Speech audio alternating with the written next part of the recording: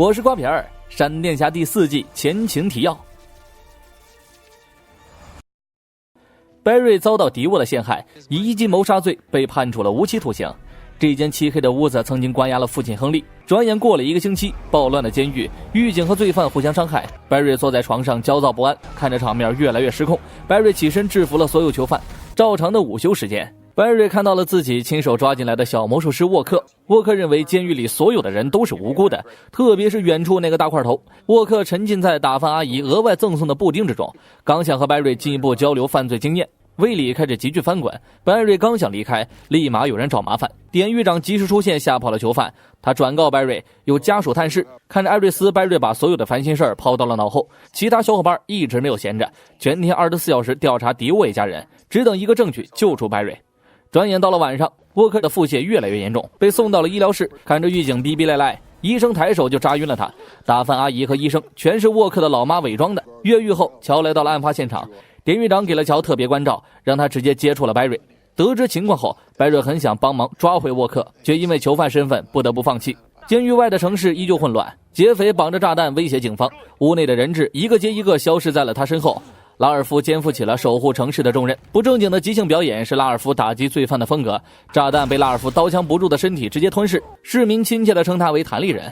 接手闪电侠后的第一个任务就顺利完成，拉尔夫变得有点膨胀，毕竟自己的身体刀枪不入啊。离开监狱后，乔就查出了打饭阿姨的身份佐伊，和老魔术师当年是搞事夫妻组合，母子俩人已经来到了秘密基地。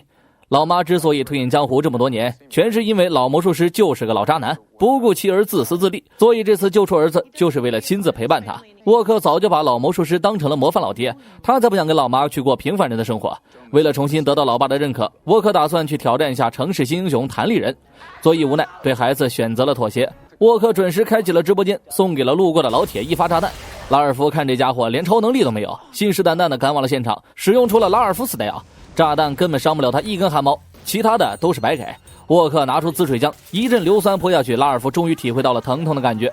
希斯科赶紧过来救走了拉尔夫。沃克制造的超级硫酸泼在正常人身上直接穿孔啊！尽管是拉尔夫也被烧透了皮肤，本以为自己刀枪不入，这下拉尔夫打心底里产生了恐惧。监狱里，白瑞坚持锻炼身体，找事的几个家伙再次针对白瑞，掏出小刀刺向白瑞。大块头突然杀来，绝对的力量面前，这群人都还不了手。救完白瑞，转身深藏功与名啊！第二天午休，白瑞急切地等着家属的探视，根本不知道拉尔夫遭遇的一切。刚好看到大块头在健身，他之所以会救白瑞，全是因为报恩，报亨利的救命之恩。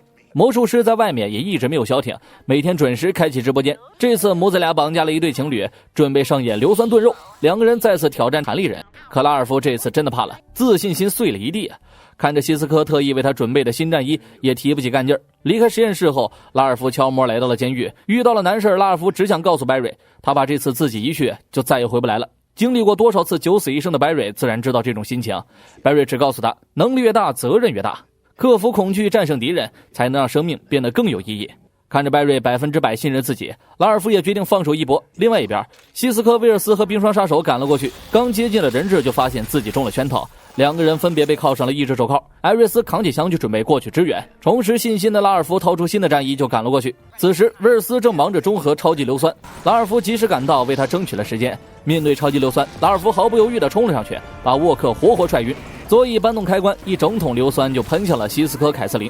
拉尔夫义无反顾地用身体撑起了一把伞，杀猪般的嚎叫过后，拉尔夫并没有死。威尔斯在最后一刻中和了硫酸，母子俩人被乔送回了监狱。弹力人一举成名，记者亲切改叫他伸缩人。监狱里，白瑞再次找到了大块头。当年大块头身受重伤，阑尾已经严重溃烂，恰好医生当天不在，亨利费尽口舌才说服了典狱长，一手妙手回春挽救了大块头的性命，帮助白瑞也算是还了人情。白瑞离开后不久，大块头遭到了报复，杂乱的声音吸引了白瑞，白瑞立刻赶过去帮忙。在不透露自己身份的前提下，白瑞把一切伪装成对方的尸首，这下大块头又欠了一个人情。当年自己和亨利是好朋友，他从未想过几年后老友的儿子再次救了自己。大块头叫戴夫，外面的事情解决完了，艾瑞斯按时来探视了白瑞。听说了拉尔夫的勇敢之后，白瑞很开心，趁着监控转向的时差，白瑞把手穿过了玻璃，紧紧握住了艾瑞斯。另一边，希斯科和拉尔夫因为买咖啡没带钱，正处于尴尬阶段。曾在白瑞婚礼上出现的女孩主动为他们结了账，她尝试给两个人留下了一个好印象。完事后，在本子上记录了一堆诡异符号，和白瑞当初画的一模一样。没过几天，塞西尔的肚子就已经有了隆起，乔不张嘴他就知道乔心里想的什么。塞西尔发现自己有了心灵感应的能力，凯瑟琳检查完羊水后一切正常，肚子里的女娃也不是个转化人，唯一的可能就是粒子加速器二次爆炸产生的副作用。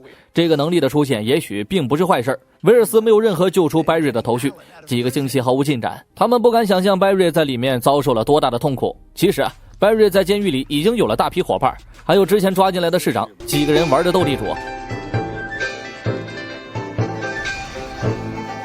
白瑞靠神速力偷偷给戴夫换了一副号牌，为他赢得了更多的零食。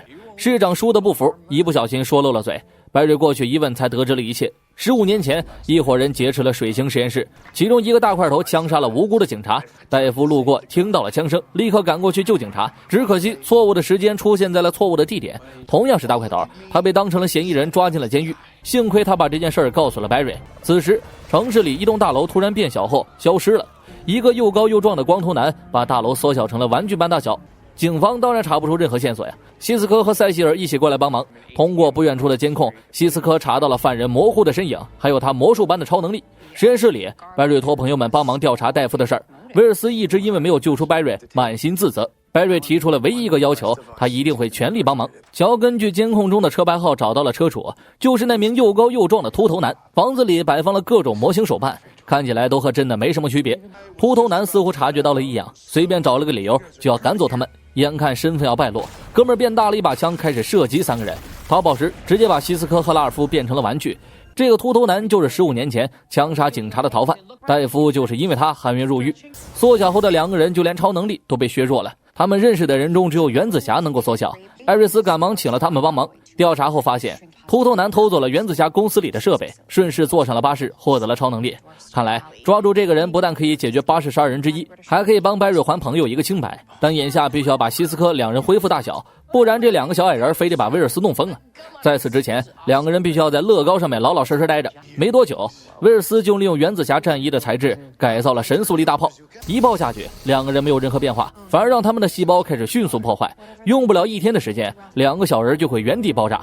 白瑞这边立刻把犯人的信息告诉了戴夫，可都过去了15年了，戴夫早就对生活失去了希望。白瑞只能尝试着让他重拾希望，就像自己的父亲一样，等待迟到的正义。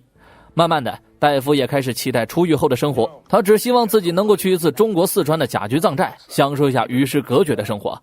威尔斯还在想着办法救希斯科，可他这个大脸上写满了困惑。希斯科察觉到了威尔斯有点不对劲儿，他只能是劝威尔斯放宽心。威尔斯感觉自己蠢到爆了，连这种小事都解决不了，又怎么可能对抗聪明的敌我呢？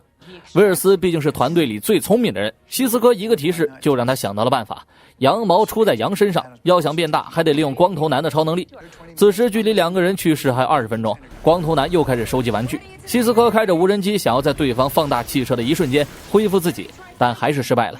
渺小的2个人根本接近不了怀揣2次元口袋的光头男。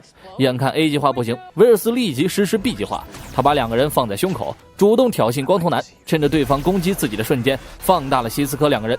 艾瑞斯在其身后直接控制了他，在抓捕他之前，威尔斯逼他说出了15年前的罪行，可他宁死不屈，想要无罪释放戴夫根本不可能了。白瑞第一时间把这个坏消息告诉了戴夫，戴夫并没有责怪孩子，反而这些事儿教会了戴夫什么叫做生活的希望。乔在电话里告诉白瑞不要丧失信心，所有人都等着你回来。也是这句话给了白瑞一个提醒。晚上趁着监控转向的一瞬间，白瑞拉起了戴夫，横跨万里长城来到了甲局藏寨，给他的人生画了一个句号。看似天衣无缝，邪恶的典狱长却查出了端倪。莫名其妙消失的罪犯让他查看了所有监控，早前他就偷偷在白瑞的牢房安装了针孔摄像头。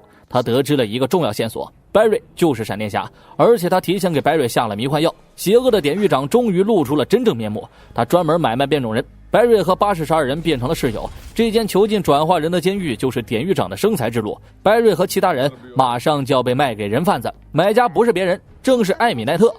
我是瓜皮儿，我们下期见。